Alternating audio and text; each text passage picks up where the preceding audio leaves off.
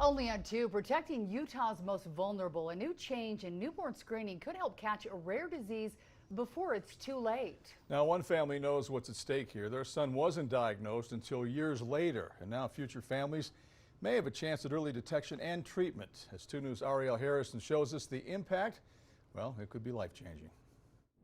Well, in just the past week, the FDA approved a new treatment targeting the most severe effects of Hunter syndrome, which is deadly if untreated. Now, this coupled with news that the syndrome is being added to the newborn screening panel here in Utah is progress that one family sadly didn't have for their son in his time of need.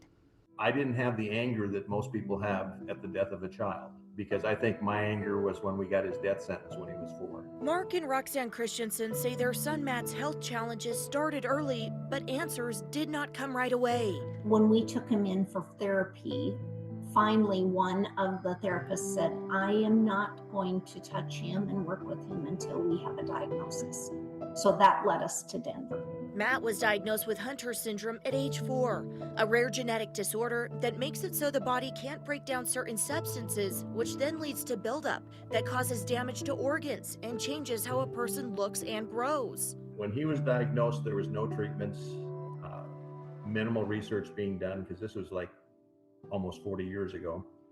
And they advised us not to chase the dream. Mark and Roxann say instead of seeking out treatments, they were left to manage symptoms as they came. He lived till he was 16 and passed away shortly after his 16th birthday.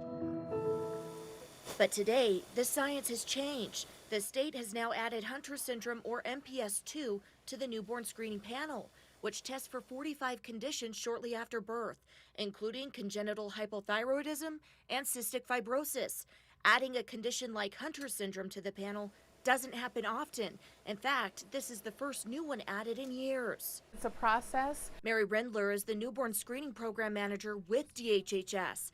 She says before anything is added to the panels, experts have to be sure early detection will actually lead to action. Why wasn't it already on the panels? There needs to be a treatment. We need to make sure that there's people that can care for these infants. Both she and a genetic counselor on her team say with treatments available, identifying the disease at birth can help families start care earlier. If we can find this before any of those start and get them enzyme replacement therapy, then we can prevent these life-threatening symptoms. For the Kristensens, that progress is something they didn't have, but something they say matters for families now. The earlier they can start the treatment, the less damage the disease does to the child. They've since turned their experience into helping other families navigating rare diseases through their nonprofit, Angel's Hands.